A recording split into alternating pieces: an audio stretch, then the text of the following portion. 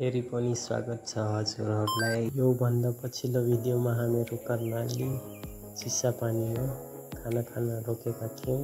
त्यसपछिको यात्रा हाम्रो अटरियादेखि महाकाली राजमार्ग हुँदै अलङ्गा बजार दार्चुलासम्मको 314 किलोमिटर देखाइरहेको छ, जुन स्क्रिनमा तपाईँहरूले देख्न सक्नुहुन्छ। र यस च्यानलमा आउने सम्पूर्ण दर्शकबिनहरूलाई यसै भिडियो मार्फत म हाम्रो जर्नीहरू कन्टिन्यू देखाउन चाहन्छु। अहिले हामीहरू कर्णालीकै चुरे पहाडमा ट्राभल गरिरहेका छौँ।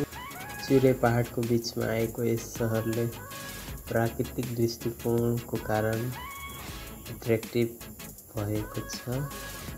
तपाईहरू देख्न सक्नुहुन्छ साइडमा फलफुल तथा तरकारी तथा जनरल स्टोरको सप रहेको छ।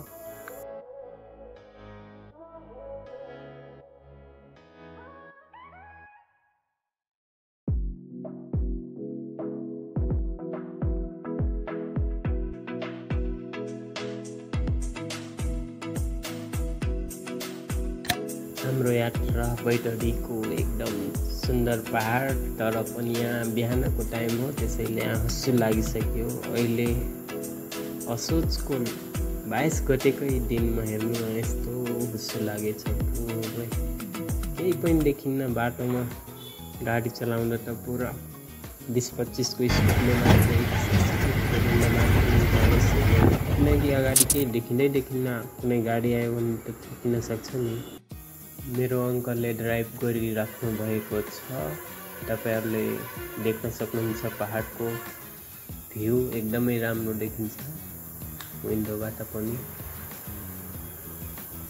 अहिले मोडमा आइपुगेका छौँ। गाडी आउँदाखेरि पुरा रोकेर साइड दिनुपर्छ कि यति स्लो बाटो, वान वे जस्तो हुन्छ। तर पनि राइट डाइरेक्सनबाट गाडी आउँदाखेरि आफूले लेफ्ट साइडमा चेपेर भए पनि साइड दिन चाहिँ सकिन्छ। यस्तो बाटो चाहिँ छ हामीले अनुभव गरेसम्म। अब हेर्नु न, गाडी रोकाएर साइड दिनु परिरहेको छ। कस्तो नेपालको बाटो कि पहाडमा त गाडी नै हिँडाउन सक्ने स्थिति छैन। एकदम हेभी ड्राइभर चाहियो।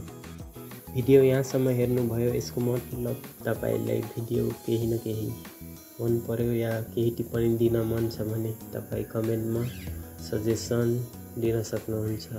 थप भिडियो पछि आउनेछ।